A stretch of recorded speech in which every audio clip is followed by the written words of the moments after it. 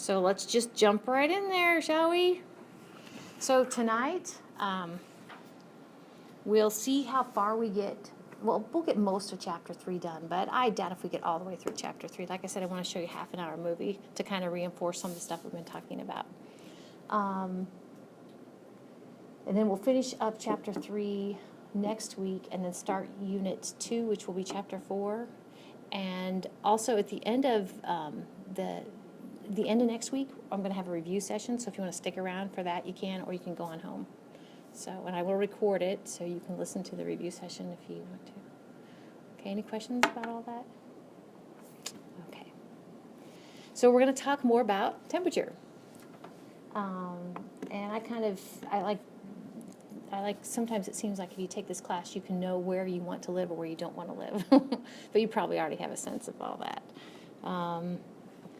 So here in the Midwest, we have quite a variety of temperatures. That's one of the good things living.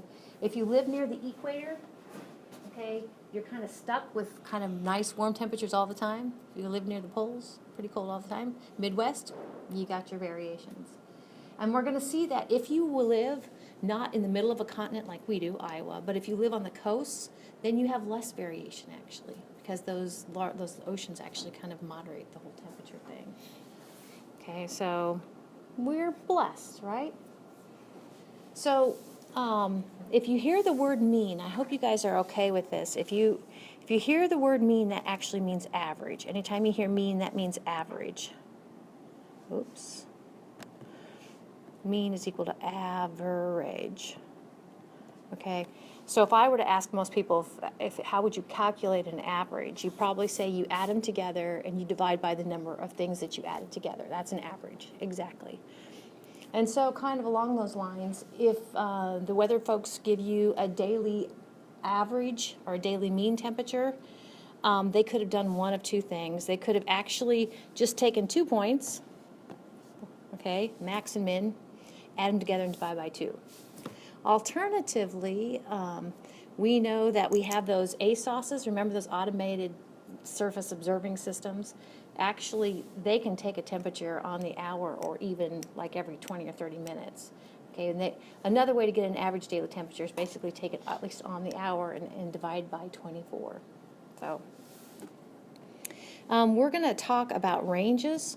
If you think you know what a temperature range is, you probably do. Basically, the temperature range for a day is you take the difference between the high and the low. That's the temperature range, the temperature swing, okay? And again, it kind of, whether your location is going to have a temperature swing or whether it's going to be kind of constant, actually there's some factors that affect that, okay? Temperature range, temperature swing. Monthly average, monthly mean. The deal there is basically you take your daily averages, you add them together, and you divide by the number of days in that month. Not too bad. Your yearly or your annual average, you take, if you want to know what it is for the year, which is kind of weird, it's like what is your average temperature here in Keokuk, Iowa?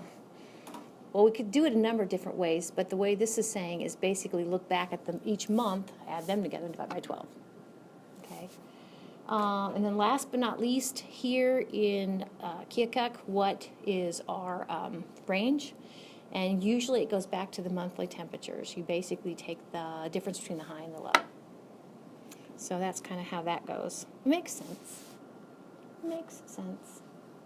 So some extremes. Hottest temperature in North America, hottest temperature worldwide. In North America, it was in 1913, Death Valley. It was a dry heat, I'm sure, 134 Fahrenheit. Worldwide, it's not much warmer than that, 136. Coldest temperatures in North America and worldwide. The coldest temperature in North America occurred in 1947.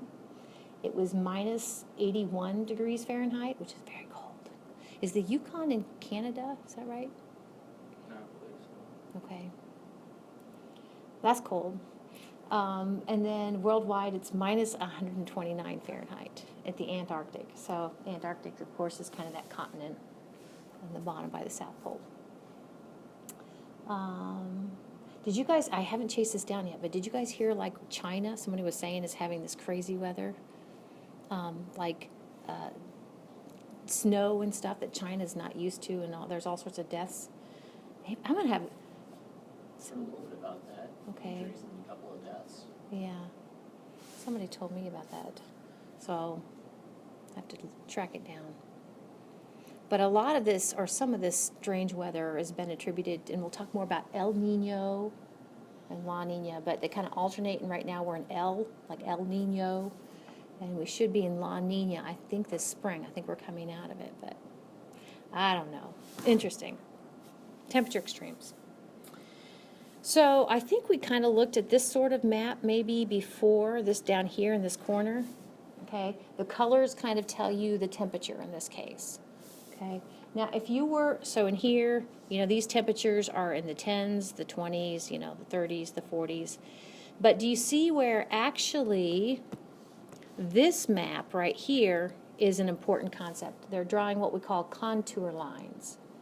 So it maps. So for instance, this right here, oops, let me pick a different color. This right here, this boundary that says 20, actually is this right here. Can you kind of see the same shape? We could pick on this finger shape right here. That finger shape actually is right over here. Okay, so it's not colored, but they're contour lines. And contour lines are really, really important in maps, weather maps. This one happens to be contour lines connecting locations with the same temperature. So if you want to know what temperature, so for instance, let's find us. Here we are right here. Wow. Let's just say we were right on that contour line.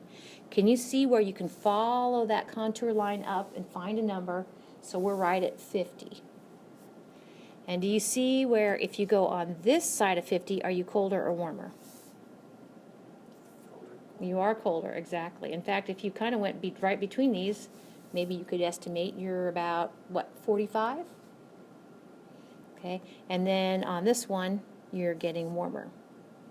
So contour lines. What contour lines are doing, so for instance, that 50, all of these locations are at 50 degrees. Isn't that weird how it kind of meanders around? All those locations are at 50 degrees. So those contour lines, since they're connecting temperature, are called isotherms. Iso means same, therm means temperature. Those contour lines are isotherms. Okay. So if you have contour lines like that, in this case, contour lines of temperature, the closer, I bet you guys buy this too, the closer those isotherms are together, the faster the temperature changes. So let's go ahead and pick on kind of that part of the world, our world. Okay, do you see where, like here I'm 70, here I'm 60, and here I'm 50. So just in that amount of distance, I change, what, 30 potentially degrees-ish? You know, I can take that same distance and I can apply it over here, and I'm not changing much at all. This right here, where the lines are close together, we call that a strong gradient. Strong, I'll go ahead and say strong temperature gradient. Gradient just means change, strong temperature gradient. You know, like if you're driving a truck, I don't know if this works for you, but and there's a steep incline, they talk about that incline kind of as the gradient. There's a kind of a quick change in elevation. Closely spaced isotherms means temperature changes quickly. I can remember one of my first cars where I finally got my car where it would display the temperature, and I would be teaching this. I'm like, oh, I'm crossing another isotherm, you know, because I could see the temperature change. I live in Burlington. I could kind of see it. It's kind of fun to see it warm up as you get closer here. Sometimes. Okay. So I think we looked at these before. This is a climatogram, and the climatograms, of course, climatogram is looking kind of at 30-year averages. Of course, we have January, February, March, April, May, June, October, November, December. So it's like the months of the year. And we have an assortment of locations. The title of this says latitude, how latitude affects temperature. And actually we're going to talk about other things that affect temperatures too. But you guys would tell me the closer you are to the equator, let's find the equator, or not the equator, but I bet these are, here we go, 4 degrees south of the equator. Okay. Here we have 34 degrees south, we have 50 degrees north, and 71 degrees north. Now, what I circled in purple kind of goes along with, can you see where the climatograms are getting colder and colder as you get away from the equator?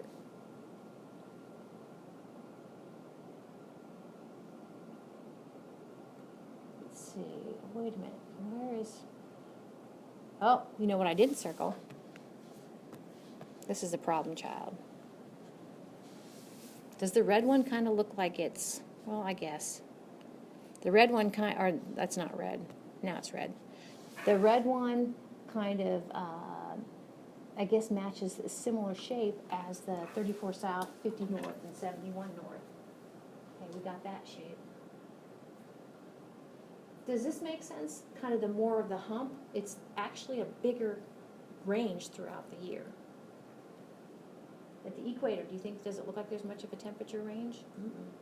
Pretty constant. So there's kind of some interesting things here. Just kind of, one of the things is emphasizing latitude. Now don't confuse latitude with altitude. Of course, altitude is how high up you are. Latitude is how you are from the equator. All right. So aside from how close you are to the equator, here's a list of 5 things that actually can affect your surface temperatures. Just to kind of give you a preview, and we'll be talking about each of these individually, but let's see, land and water. I'm going to, next to water, I'm going to put slow to heat / cool compared to land. Next to ocean currents, I bet you guys already know that. I'm just going to go ahead and put some ocean currents. So some are hot and some are cold. So some are hot and cold. But you probably already had a sense of that. We know that, oh my gosh, if you in North America go visit the Atlantic Ocean, it's pretty warm. This, it was like June. We went out and visited our son for the first time in Washington, and we visited the Pacific Ocean. It was very cold. So actually the Pacific Ocean has a cold current and the Atlantic Ocean has a warm current. So it kind of depends. Altitude, let's see, I'm going to put is equal to elevation. You guys are probably good with that. What do you think? As you climb a mountain, does it get warmer or cooler? Cooler. Cooler, yep. And we're going to talk about that. Geographic position, I'm going to put mountains. And it just basically means which side of the mountain are you on. And of course, I don't think I have much to say. The last one, cloud cover. Let's see, how does that affect your temperature? We kind of talked about that. If clouds in the daytime, what do? Block out the sun. They block out the sun, make it cooler. Exactly. Clouds at night, what do? They keep the heat in and keep it warmer, exactly. So we're going to kind of take a look at each one of those, starting with the whole land and water. So I kind of wish this slide had finished this thought. Up here at the title of the slide, it says, water heats and cools more slowly. And if you want to fix in little things at the end, you could say, more slowly than land. More slowly than what? More slowly than land. So water is slow to heat up and slow to cool down compared to land. And you might know this, like if you have your, like an above ground swimming pool, where, oh my gosh, if you fill it up in the summertime, it can take forever to get to decent temperature. But then in the fall, maybe the late summer, as your nights are starting to get cooler, at night it retains its heat. Okay, so it's slow to cool down. So this is kind of showing you actually in May. So the significance here, you figure May, this is California, you figure California's like us, it's going into kind of leaving spring into summer-ish. Okay, so the deal here is this is the land right here. Okay, the land is going to go ahead and transition into those warmer temperatures before the Pacific Ocean. So here, you know, the red is what it seems like. The red is nice and warm and toasty. So this actually warmed up faster. That's warms faster. And then there's a lag for the oceans to warm, even though that is a cold current over there on our west coast. So one more thing this slide kind of emphasizes. We're going to talk about two types of locations. Anytime they talk about a marine location, that means on the coast. Marine locations on the coast. Anytime they talk about continental location, that is inland. Is Iowa marine or coastal? Or wait a minute, marine or continental? Continental, thank you, yes. It's neither marine nor coastal, is it? It's continental, very good. Okay. So there are a few reasons why water is so slow to heat up and so slow to cool down. One is that it is mobile. Again, we're comparing water to soil. If you've ever heard the whole thing, it's surprising when here in the Midwest when it frosts, how far down does it frost? Not very far. Okay. But water can relocate. Another reason is that water is transparent. Makes sense. Soil is not. So with regard to being able to, unless it's the Mississippi River, in which case it's kind of on the muddy side, but the energy can actually go like a window, kind of go down into it instead of just kind of being on the surface. And I'm going to spend a little bit of time, I have another slide to kind of talk about this. It's like what we say, physical property of water is its specific heat. A physical property of anything, it's a specific heat. And it's a value, and it says kind of basically how much energy do you need to zap it with in order to budge its temperature. Okay, that's called specific heat. It's a constant. You can look it up. The specific heat of water is a lot higher than the specific heat of land or soil. So a little bit about that physical property, specific heat. So the specific heat is almost kind of like a little story. When you look it up on the internet, like the specific heat of water, the specific heat of soil, basically they have taken 1 gram, and here's my 1 gram, they've taken 1 gram of that substance, whether it's water or soil, and they added energy, here's my energy, here's my E in, they zapped it with energy, and they raised its temperature. Usually it's like 13, or was it? I think it's 14.5. They raised its degrees Celsius up to 15.5 degrees Celsius. The point is that it's what we say change in temperature was 1 degree Celsius. Okay, they budged its temperature at 1 degree Celsius. So the specific heat basically is right here. How much energy did that require? Okay? Well, you'd be surprised. You think, well, 1 gram of anything should take the same amount of energy to budge it up 1 degree Celsius. No, that's not true. Actually, the specific heat, for instance, of sandy soil, the energy is about 0.800 joules per gram to raise it up 1 degree Celsius. If we compare that to water, so that's sandy soil, to water, water is 4.18 joules that you got to zap it with. So basically, it kind of makes sense to me that once you zap it with all that energy, your swimming pool, to go ahead and make it change its temperature, it basically has a lot of energy, and it's going to take a while to cool down. Specific heat. It's a property of all matter. So this is kind of how this would go. If you have 1 gram of water, 1 kilogram of water, 1 kilogram of sandy soil, and you're going to add the same amount of heat to both of them. They both start at 10 degrees Celsius. Okay, your water is only going to budge 1 degree, so it's going to go from 10 degrees to 11 degrees Celsius with that energy. Now, the sand, on the other hand, with the same amount of energy, it's going to go up from 10 degrees to 15.24, so it's going to get a lot hotter with the same amount of energy. You guys have, if you've been, I haven't been for a while, but been to a beach, okay, on a sunny day, you know that, if you're on a grass and the water's over there and there's beach between you and the water, you know that you're going to scorch your feet getting into the water.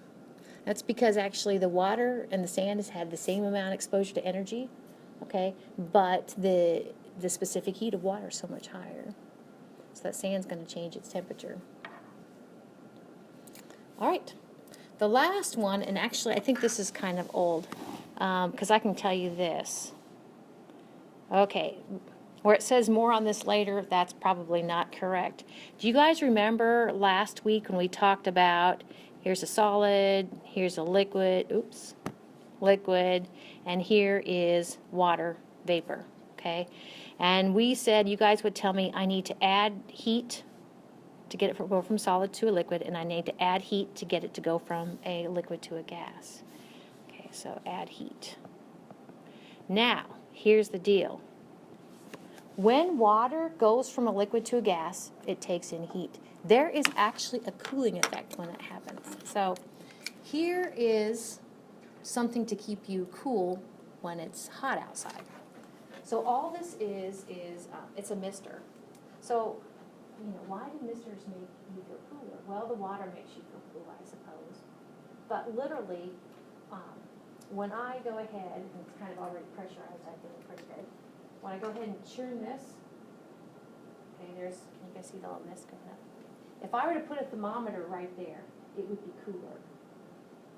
And the reason is when we basically take water and try to aerosolize it like that a little bit, you're making a lot of surface area so that liquid water can evaporate. And when liquid water evaporates, okay, it takes heat to do that. Heat is added to do that. And where does it get the heat? Well, it gets the heat from the air.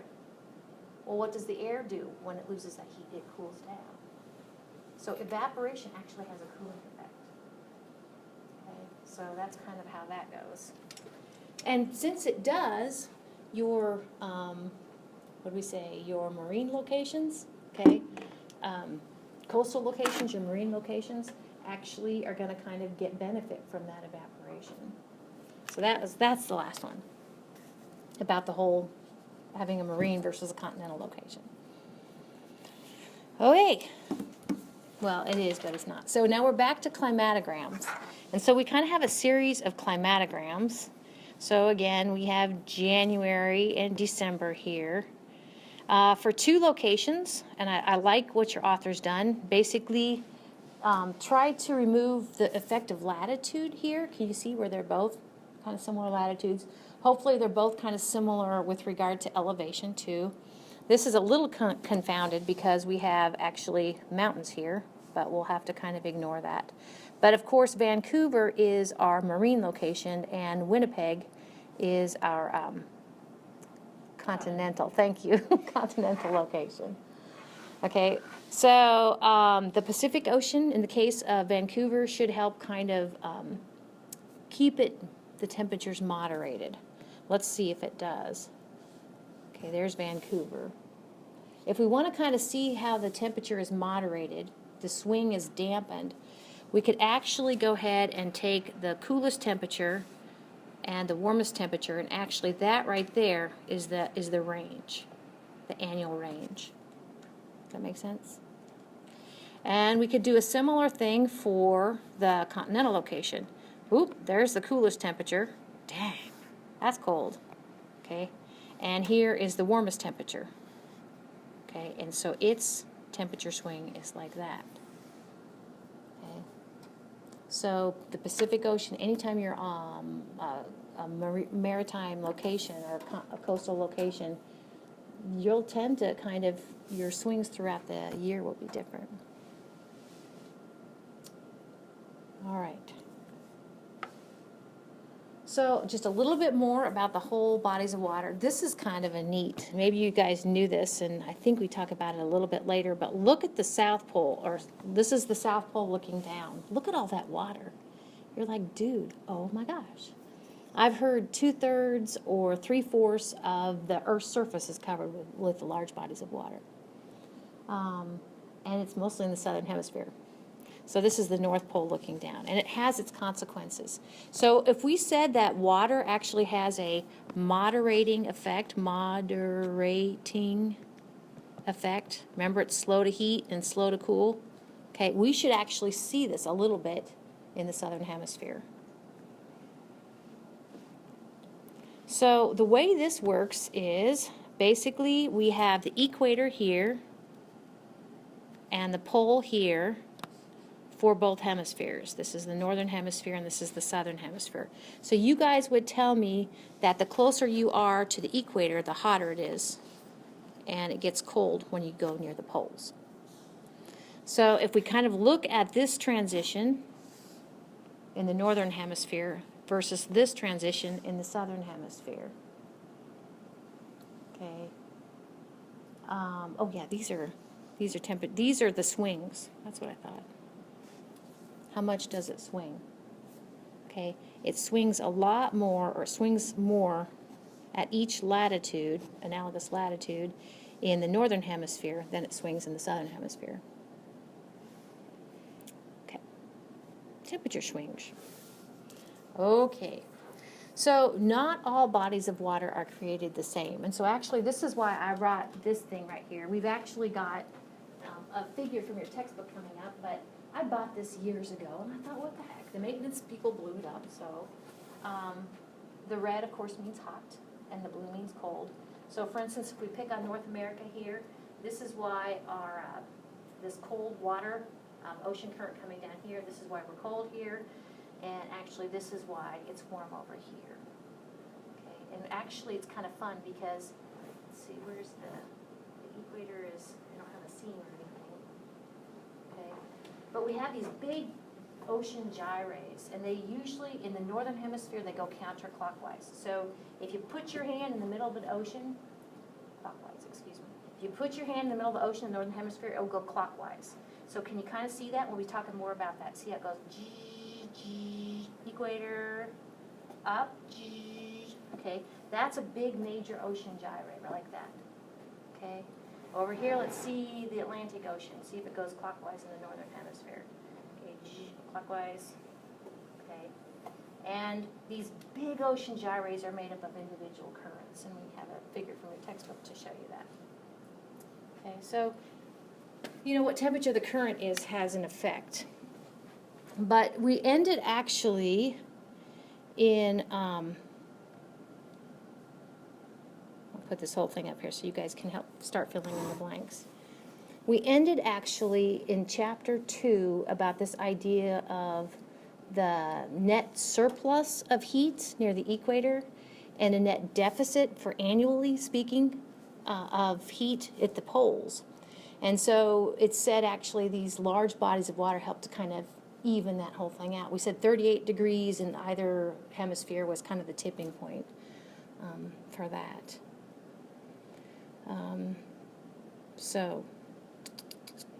So obviously, okay, if your marine location has a cold ocean current, okay, that's going to affect your location.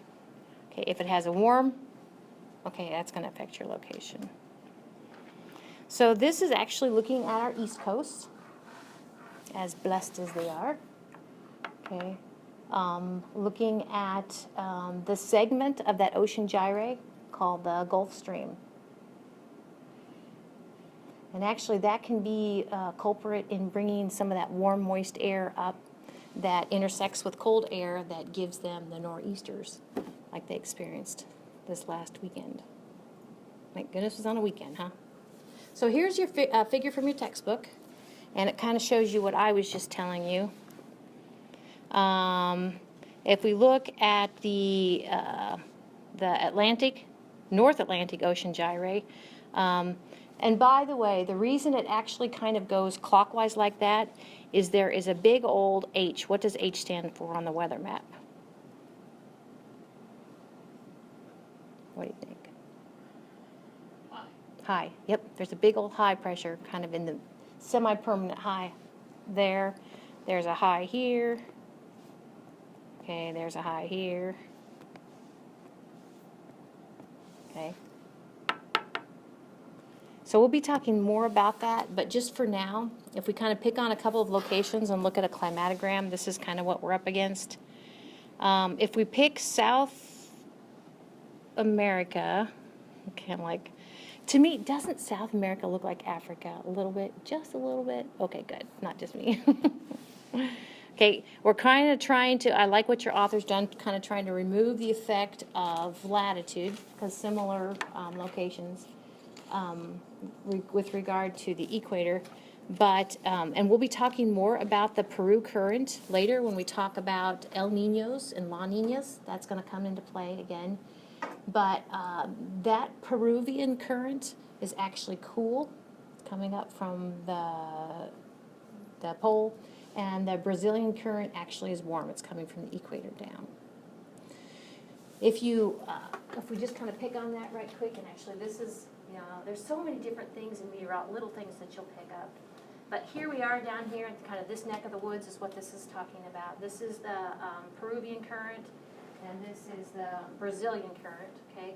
Now, in the southern hemisphere, have you ever heard like the toilets, if you flush your toilet, it spins a little different direction depending on which hemisphere you're in? Not true, but it's a great myth. And kind of related to that, why that myth is out there, if you look at the way the ocean gyre is going, actually in the southern hemisphere, they do go counterclockwise. Okay? Does it look like counterclockwise? Coming cold up, getting warm, going back down. Okay? So it goes counterclockwise here, and it goes clockwise here in the northern hemisphere. And that actually is due to something called the Coriolis force, Coriolis effect. I said there was a big old H here. There's actually a big old H here, a big old H here, big old H here. I'm kind of losing track of my ocean gyres. Okay. Like this slide, or like the slide said a minute ago, what creates those? What creates this movement of water like that? And it's winds. It's what we call prevailing winds, like normal winds. So if I were to ask you, what direction does the wind blow here, where we are, what would you say? What direction does the wind usually blow? Where are we going to get our weather patterns from? Isn't it usually the west? It is from the west, that's right. The wind generally blows this way, okay? And actually that's coming up in just a minute. So usually, I mean, we have kind of some here and some like that, some like this, but usually, okay, winds are coming along that way. Okay. Effect of elevation or altitude. I like this slide. I'll go ahead and put all this up here. So this isn't this beautiful? It's like, oh my gosh. So I told you this summer we went out west and dipped our feet in the very cold Pacific Ocean. And we flew over like Mount St. Helens and Mount Hood and kind of got some pictures out of the airplane. But this is like near the equator. You're like, dude, really? Yeah, it is. But if you go up high enough, the temperatures cool down. And they cool down for two reasons. One is that, remember when we looked at the 4 different layers of the atmosphere? This is the troposphere, then we have the stratosphere, then the mesosphere, and then the thermosphere. Okay, we said that kind of the temperature profile changes. Like for instance, if you go up from here to the top of the troposphere, it gets cooler. Once you hit the stratosphere, as you go up, it gets warmer. Once you hit the mesosphere, as you go up, it gets cooler again. Once you hit the thermosphere, as you go up, it gets warmer again. Kind of that zigzaggy. Okay, so we know it's going to get colder. And the reason it's getting colder is because you're getting farther away from your heat source, kind of the geosphere. The other reason is, you guys would tell me what happens to the air when you climb a mountain. It's lighter. It gets lighter. Yeah, it gets thinner. Like if I was going to show you kind of how close the particles are, I would go like that, on the top of the mountain, down here, where these buffalo roam, I would put the little particles nice close together. So this is dense air, and this is sparse or thin. And because it's thin up there, actually when the sun hits it, there's just less matter to soak up the energy. Makes sense to me. So to look at the effect of elevation or altitude, not to be confused with latitude, what your author's done is to pick out 2 locations right here, again in South America. Okay. So La Paz is in the mountains. Okay, Concepcion is at probably sea level or whatever. Okay, so Concepcion, notice it's warmer. I think I like this climatogram because notice La Paz in the mountains, it's cooler, but it's got this very, I mean, they look, I don't know, they just look very kind of similar. They kind of both have that dip at the similar locations and then they go back up again. I guess this one's kind of got an extra little hump that this one's missing. But to me, if I were going to look at the ranges, don't they look kind of similar? Okay, but the mountains is colder. You're like, no duh. So it's always good to take class and you're like, I knew that. Okay. So the thing about location, I told you guys to put mountain next to that. Okay, there are a couple of things related to mountain we need to talk about. The first thing, and is basically, and I'm going to let you write this down, and then I'm going to kind of go on to the next slide. You guys told me, or I think you guys probably are good with this, that basically our weather systems generally come from the west. Actually, it was Benjamin Franklin, great scientist, who actually kind of noted that he was here in Boston or whatever, and he had a cousin that was just a little bit west. Okay, and so he would compare notes, and actually he kind of saw that was just in general, not for sure thing, but I think that is so cool. He's so smart. But my point is, and my other thing you're going to see here in a minute, are there mountains over here on the west? Yes. Are there older mountains here? Yep. Yeah. There happens to be mountains on both. Okay. So the 2 locations you're going to look at is a location on the ocean side of the Rockies and a location on the ocean side of the Appalachians, basically. This one we would call make sure I get this right. This one we would call the windward side, because it's on this side. And this one actually we're going to call the leeward side, because it's on the back side. Okay? And the point actually, like this says up here, is when it comes time for either the Pacific Ocean to help this windward or the Atlantic Ocean to help this leeward, actually because the prevailing wind is like this guy over here gets more of an effect of his ocean than these guys over here because the wind's blowing away. Makes sense to me. Okay? And that's kind of the crux of location. Location, location, location. If you're near a mountain. So here's what I was telling you. Over here, we have kind of is it the Sierra Nevada? I don't know, but it's kind of part of the Rockies. Eureka and the Pacific Ocean here, okay, and which is colder, and then we have, so it's a little bit confounded. New York is on the leeward side of the Appalachians, older mountain ranges, the Atlantic. And what could we say about? What would you say? Which one has the biggest range, annual range? New York City. New York City has the biggest annual range, exactly. And we said that actually an ocean should kind of dampen your swings. It should make your range less throughout the year. And so New York City is getting less of an effect from the Atlantic Ocean because it's on leeward side. So, yeah. All right. Well, there is another one, and this actually example I think we're going to pick on, We're going to just go back to the Rockies. And there's another cool, have you ever heard of the rain shadow effect? Basically, here's the Rockies. We're going to pick on a location here, we're going to pick on a location over here, on either side of the Rockies, whatever those are. Okay. The rain shadow effect kind of makes sense too. Have you ever heard, like, this is all kind of dry over here? Basically, the but the moist air lifts up over the Rockies and it dumps its rain over here, and over here it's dry.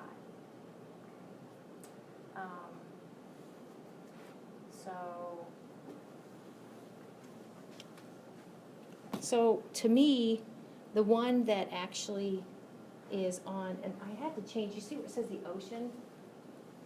I think it says mountain there. You guys need to cross out, it's like the second bullet, the second line where it says the mountain, it should say the ocean. Because I caught that this year, this semester. The second one says locations near mountain on the side opposite the ocean. So that would be kind of downwind. That would be this one right here. That would be right here. Okay. Will be protected from the effect of the ocean. Makes sense. It's not as close to the ocean even. It's got a mountain between. Okay. So let's look at an example here. So kind of picking on Seattle and Spokane.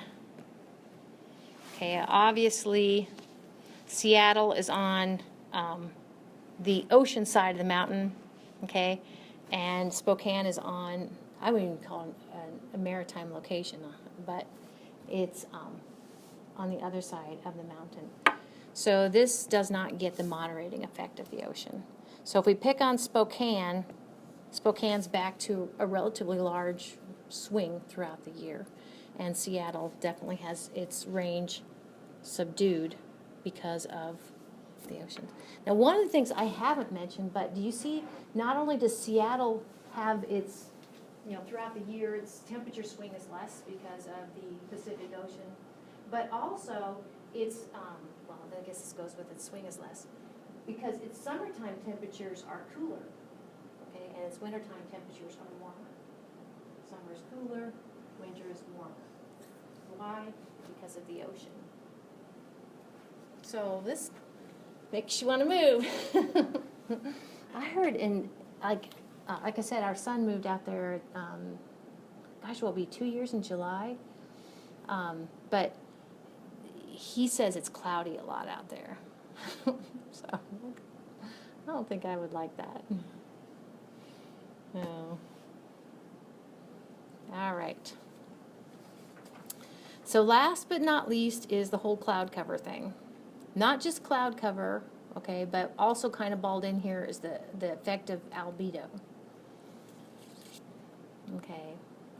So you guys told me during the daytime, if you have clouds there, it's going to be cooler than usual. At nighttime, it's going to be warmer than usual. Okay, so clouds can actually go both ways, and that's actually reinforced on this slide. And this is kind of a review slide. So basically, clear skies, and you're going to see it here on, I think, the next slide. Clear skies during the day will make it warmer than usual.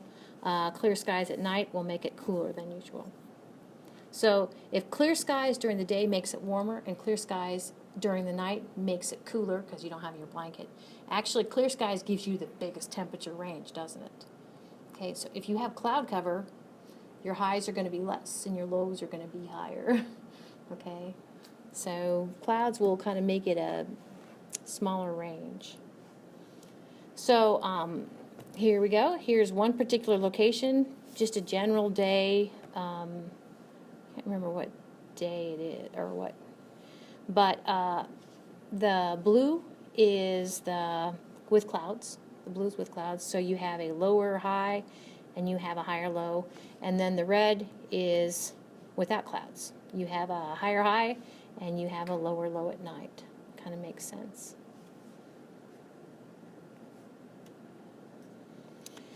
So you'd be like, well, how can we do a climatogram looking at cloud cover? And here's how it goes. Actually, it goes with a location that has a monsoon season. And we'll talk more about monsoon seasons, but you probably already know it, like a lot of rain, right? Monsoon. And locations that have that experience monsoons actually have a really rainy season and a really dry season. We'll kind of talk about why that is later. But if we pick on Myanmar, has been in the news here and there, I guess. During its rainy season, that's what it has with regard to, is that precipitation? I think so. Yeah. That blue, how you know that blue laid over this climatogram is over here on the right. That's basically how much rain they get in that time. Awful lot. The thing in parentheses are inches.